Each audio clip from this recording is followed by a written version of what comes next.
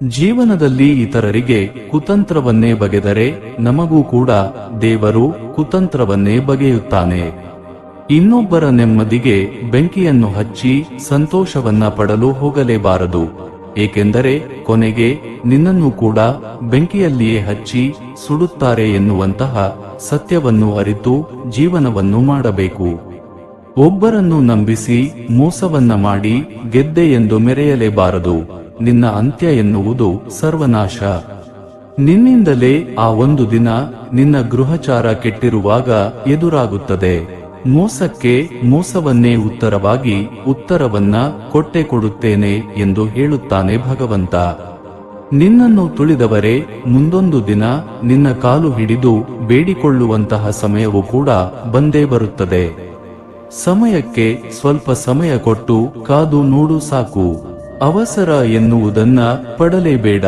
ನಿನ್ನನ್ನು ನಂಬಿಸಿ ಮೋಸ ಮಾಡಿದವರೇ ಮೋಸ ಹೋಗುತ್ತಾರೆ, ಕಾದು ನೋಡಬೇಕು. ಕರ್ಮ ಹೇಗೆ ತಿರುಗಿ ಹೊಡೆಯುತ್ತದೆ ಎನ್ನುವುದನ್ನು ಹೇಳಲು ಆಗುವುದೇ ಇಲ್ಲ. ನಿನ್ನನ್ನು ಕಸದಂತೆ ಕಂಡವರಿಗೆ ನಿನ್ನ ಬೆಲೆ ತಿಳಿಯಬೇಕು ಎಂದರೆ ಅವರ ಮುಂದೆಯೇ ಬೆಳೆದು ನಿಲ್ಲು. ದೇವರು ನಿನಗೆ ಎಷ್ಟು ಕಷ್ಟವನ್ನು ಕೊಡುತ್ತಾನೆಯೋ ಅಷ್ಟೇ ಎತ್ತರವಾಗಿರುವಂತ ಸ್ಥಾನಕ್ಕೆ ಕೊಂಡೊಯ್ಯುತ್ತಾನೆ. ತಾಳ್ಮೆಯನ್ನು ಕಳೆದುಕೊಳ್ಳಬೇಡ. ಎಲ್ಲವೂ ಕೂಡ ಒಳ್ಳೆಯದೇ ಆಗುತ್ತದೆ. ಒಳ್ಳೆಯ ಸಮಯ ಎನ್ನುವುದು ನಿನ್ನ ಜೀವನದಲ್ಲಿ ಬಂದೇ ಬರುತ್ತದೆ ಎನ್ನುವುದನ್ನು ಮರೆಯಲೇಬೇಡ. ನಿನಗೆ ಬೆಲೆ ಕೊಡದೆ ಇರುವಂತಹ ಪಾಪಿಗಳಿಗೆ ನಿನ್ನ ಗೆಲುವೇ ಉತ್ತರವಾಗಬೇಕು. ಯಾರು ನಿನ್ನನ್ನು ಕೀಳಾಗಿ ಕಾಣುತ್ತಾರೆಯೋ ಅವರೆದುರು ಬೆಳೆದು ನಿಲ್ಲಬೇಕು.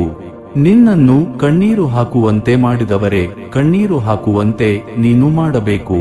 ನಂಬಿಕೆಯೇ ಜೀವನ, ನಂಬಿಕೆಯೇ ಸ್ನೇಹ. ನಂಬಿಕೆ ಒಂದು ಇದ್ದರೆ ಬಾಳಲ್ಲಿ ನಂದಾದೀಪವೂ ಕೂಡ ನಿಮ್ಮ ಜೀವನದಲ್ಲಿ ಬಂದೇ ಬರುತ್ತದೆ. ಮಾಡಿದ್ದೆಲ್ಲವೂ ಕೂಡ ಒಳ್ಳೆಯ ದಾರಿಯಲ್ಲಿಯೇ ನಡೆಯುತ್ತದೆ. ಅರ್ಥವಿಲ್ಲದ ಮಾತಿಗೆ ಎಷ್ಟೇ ಸಮಯವನ್ನು ನೀಡಿದರೂ ಕೂಡ ಅದು ವ್ಯರ್ಥವೇ ಆಗುವುದು. ಹಾಗೆಯೇ ಜೀವನದಲ್ಲಿ ನಿನ್ನನ್ನು ಅರ್ಥ ಮಾಡಿಕೊಳ್ಳದವರ ಜೊತೆ ಸಮಯವನ್ನು ಕಳೆದರೆ ನಿನ್ನ ಜೀವನವೇ ವ್ಯರ್ಥವಾಗುವುದು. ನೆನಪಿರಲಿ, ಕಾಲ ಯಾವತ್ತಿಗೂ ಕೂಡ ಒಂದೇ ರೀತಿಯಾಗಿ ಇರಲು ಸಾಧ್ಯವಿಲ್ಲ. ಇವತ್ತು ಸೋತವರು ನಾಳೆ ಗೆದ್ದೆ ಗೆಲ್ಲುತ್ತಾರೆ. ಇವತ್ತು ತುಳಿದವರು ನಾಳೆ ಭಗವಂತನಿಂದಲೇ ತುಳಿಯಲ್ಪಡುತ್ತಾರೆ ಎನ್ನುವಂತಹ ಸತ್ಯವನ್ನ ಅರಿತು ಜೀವನವನ್ನು ಮಾಡಬೇಕು.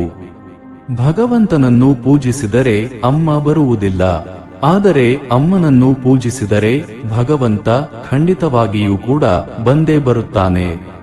ಈ ಪ್ರಪಂಚಕ್ಕೆ ನೀನು ಒಬ್ಬ ವ್ಯಕ್ತಿಯಷ್ಟೇ, ಆದರೆ ನಿನ್ನನ್ನು ನಂಬಿರುವಂತಹ ನಿನ್ನ ಮನೆಯವರಿಗೆ ನೀನೇ ಪ್ರಪಂಚ ಎನ್ನುವುದನ್ನ ಮರೆಯಬೇಡ.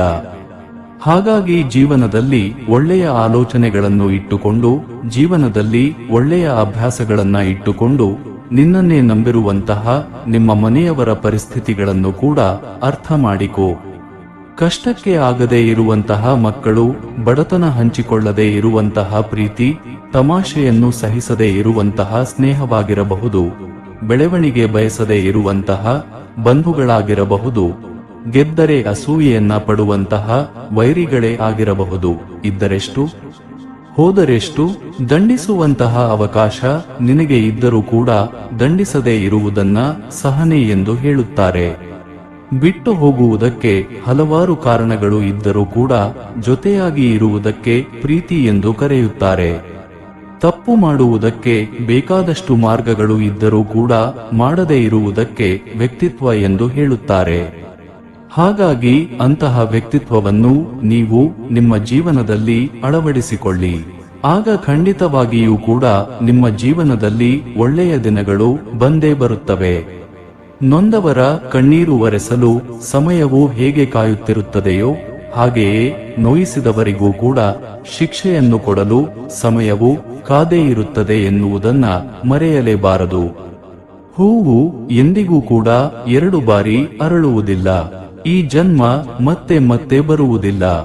ಜೀವನದಲ್ಲಿ ಸಾವಿರಾರು ಜನರು ಸಿಕ್ಕರೂ ಕೂಡ ಮನಸ್ಸಿಗೆ ಎಲ್ಲರೂ ಇಷ್ಟ ಆಗುವುದಿಲ್ಲ. ಇಷ್ಟ ಆದವರನ್ನು ಒಮ್ಮೆ ಕಳೆದುಕೊಂಡರೆ ಅಂತವರು ಮತ್ತೆ ನಮ್ಮ ಜೀವನದಲ್ಲಿ ಸಿಗುವುದೇ ಇಲ್ಲ. ಹಾಗಾಗಿ ನಿಮಗೆ ಇಷ್ಟವಾದಂತಹ ವ್ಯಕ್ತಿಗಳನ್ನು ಖಂಡಿತವಾಗಿಯೂ ಕೂಡ ಕಳೆದುಕೊಳ್ಳಬೇಡಿ. ಜೀವನದಲ್ಲಿ ಕಳೆದು ಹೋಗಿರುವಂತಹ ಸಮಯದ ಬಗ್ಗೆ ಚಿಂತೆಗೆ ಒಳಗಾಗಿ ನೀವು ಸಾಧಿಸಬೇಕಾಗಿರುವುದಾದರೂ ಏನಿದೆ? ಹಾಗಾಗಿ ಕಳೆದುಕೊಂಡಿರುವುದರ ಬಗ್ಗೆ ಆಗಲಿ, ಜೀವನದಲ್ಲಿ ಹೋಗಿರುವಂತಹ ಸಮಯದ ಬಗ್ಗೆಯೂ ಆಗಲಿ ಆ ಯೋಚನೆಯನ್ನು ಮಾಡಲು ಹೋಗಲೇಬಾರದು. ಏಕೆಂದರೆ ಅದರಿಂದ ಯಾವುದೇ ರೀತಿಯ ಪ್ರಯೋಜನವೂ ಇರುವುದಿಲ್ಲ. ಅವಶ್ಯಕತೆ ಇರುವ ಕೆಲಸಗಳನ್ನು ಮೊದಲು ಆರಂಭಿಸಿ, ಬಳಿಕ ಸಾಧ್ಯವಾಗುವುದನ್ನು ಶುರು ಮಾಡಿ. ನಂತರ ನೀವೇ ಅಸಾಧ್ಯವೆಂಬಂತಹ ಕೆಲಸವನ್ನು ಆರಂಭಿಸುತ್ತೀರಾ. ಶುರುವಿನಲ್ಲಿ ಕಷ್ಟವೆಂದು ಅನಿಸಿದರೂ ಅದು ಎಂದಿಗೂ ಕೂಡ ಸಾಧನೆಯಾಗಲು ಸಾಧ್ಯವಾಗುವುದಿಲ್ಲ. ಶುರುವಿನಲ್ಲಿ ಕಷ್ಟವೆಂದು ಅನಿಸಿದರೂ ಕೂಡ ತದನಂತರದಲ್ಲಿ ಅದನ್ನು ನೀವು ಇಷ್ಟವೆಂದು ಪರಿಗಣಿಸಬೇಕು. ಆಗ ಮಾತ್ರ ನೀವು ಅದೆಂತಹದೇ ಕೆಲಸವಿದ್ದರೂ ಅದರಲ್ಲಿ ಯಶಸ್ವಿಯಾಗಲು ಸಾಧ್ಯವಾಗುವುದು. ಕಷ್ಟಗಳು ಮನುಷ್ಯನಿಗೆ ಬರದೆ ಮರಕ್ಕೆ ಬರುತ್ತದೆಯೇ? ದೇವರು ಕಷ್ಟಗಳ ಜೊತೆಗೆ ಅದನ್ನು ಪರಿಹಾರವನ್ನು ಮಾಡಿಕೊಳ್ಳುವಂತಹ ಶಕ್ತಿಯನ್ನು ಕೂಡ ನಿಮಗೆ ಕೊಟ್ಟಿರುತ್ತಾನೆ. ಹಾಗಿದ್ದ ಮೇಲೆ ಅಳುತ್ತಾ ಕೂರುವುದರಲ್ಲಿ ಅರ್ಥವಿರುವುದಿಲ್ಲ. ಧೈರ್ಯದಿಂದ ಕಷ್ಟಗಳನ್ನು ಮೆಟ್ಟಿ ನಿಂತರೆ ಅದೆಂತಹದೇ ಸಮಸ್ಯೆ ಬಂದರೂ ಕೂಡ ತಾನಾಗಿಯೇ ದೂರವಾಗುವುದು. ಹಾಗಾಗಿ ಎಲ್ಲ ಕಷ್ಟಗಳನ್ನು ಮೆಟ್ಟಿ ನಿಲ್ಲುವಂತಹ ಶಕ್ತಿ ನಿಮ್ಮಲ್ಲಿಯೇ ಇದೆ. ಆ ಶಕ್ತಿಯನ್ನು ನೀವು ಕಂಡುಕೊಳ್ಳಬೇಕು. ಅಹಂಕಾರ, ದುರಹಂಕಾರ, ಅಧಿಕಾರ ಯಾರಿಗೂ ಶಾಶ್ವತವಲ್ಲ. ಅದು ಕೇವಲ ಸಮಯವಿದ್ದಾಗ ಮಾತ್ರ. ಇದ್ದಿಲಿನ ಗುಣ ನೋಡಿ ಬಿಸಿ ಇದ್ದಾಗ ಕೈ ಸುಡುತ್ತದೆ, ತಣ್ಣಗಾದ ಮೇಲೆ ಮುಟ್ಟಿದರೆ ಕೈ ಮಸಿಯಾಗುತ್ತದೆ.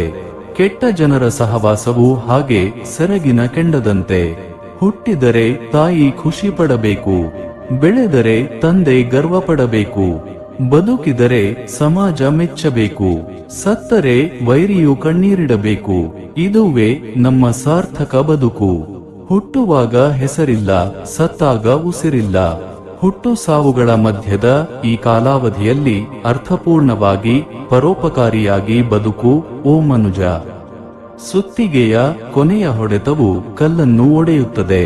ಇದರರ್ಥ ಮೊದಲ ಹೊಡೆತವು ನಿಷ್ಪ್ರಯೋಜಕವಾಗಿದೆ ಎಂದಲ್ಲ. ಯಶಸ್ಸು ನಿರಂತರ ಪ್ರಯತ್ನದ ಫಲಿತಾಂಶವಾಗಿದೆ.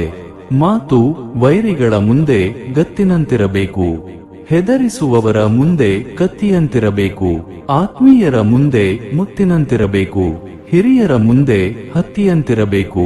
ಕೆಲಸದ ವಿಷಯದಲ್ಲಿ ನಮ್ಮ ಕೈ ಕೆಳಗಿನ ವ್ಯಕ್ತಿಗಳನ್ನು ನಾವು ಯಾವತ್ತೂ ಅತಿಯಾಗಿ ಅವಲಂಬಿಸಬಾರದು.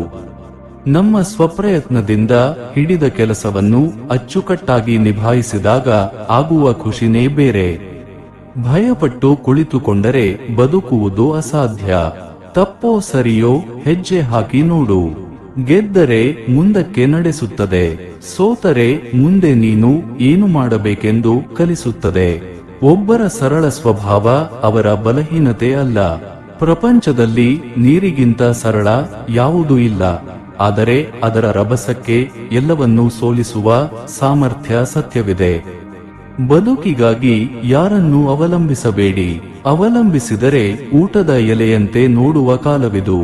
ಬದುಕು ನಮ್ಮದೇ. ನಮ್ಮ ಬದುಕಿನ ಮನೆಯನ್ನು ನಾವೇ ಕಟ್ಟಿಕೊಳ್ಳಬೇಕು. ಅದು ಅರಮನೆ ಆದರೂ ಸರಿ, ಗುಡಿಸಲು ಆದರೂ ಸರಿ. ಎಲ್ಲ ಗೊತ್ತಿದ್ದು ಗೊತ್ತಿಲ್ಲದಂತೆ ಇದ್ದು ಬಿಡು.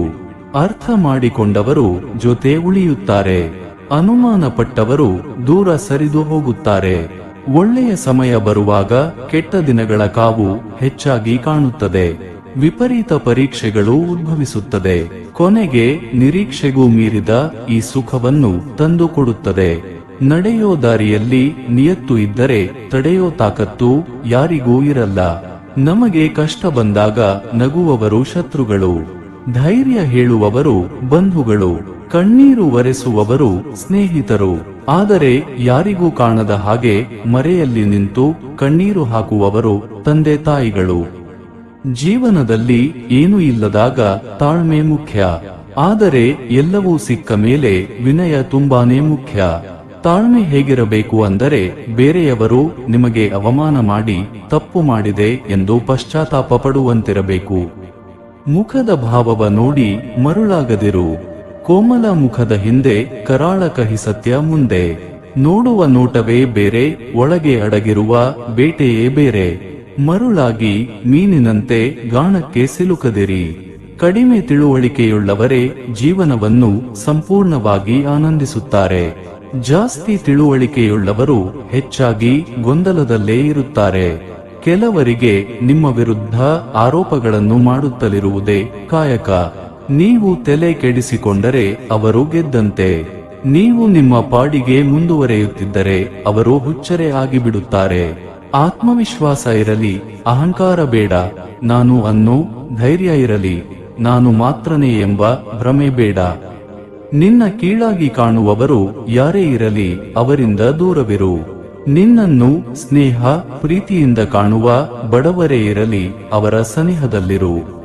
ಆಗ ನಿನಗೂ ಬೆಲೆ, ನಿನ್ನ ಭಾವನೆಗಳ ಮಾತಿಗೂ ಬೆಲೆ ಇರುತ್ತದೆ. ಶ್ರೀಕೃಷ್ಣಂ ವಂದೇ ಜಗದ್ಗುರು. ಎಲ್ಲರಿಗೂ ಒಳ್ಳೆಯದಾಗಲಿ. ಶ್ರೀಕೃಷ್ಣರ ಈ ನುಡಿಗಳು ನಿಮಗೆ ಇಷ್ಟವಾಗಿದ್ದರೆ ಈ ವಿಡಿಯೋಕ್ಕೊಂದು ಲೈಕ್ ಕೊಡಿ. ಅದೇ ರೀತಿ ನಮ್ಮ ಚಾನೆಲ್ ಅನ್ನು ತಪ್ಪದೆ ಸಬ್ಸ್ಕ್ರೈಬ್ ಮಾಡಿಕೊಳ್ಳಿ. ಎಲ್ಲರಿಗೂ ಆ ಶ್ರೀಕೃಷ್ಣ ಪರಮಾತ್ಮ ಒಳ್ಳೆಯದೇ ಮಾಡಲಿ. ಶುಭವಾಗಲಿ. ಧನ್ಯವಾದಗಳು.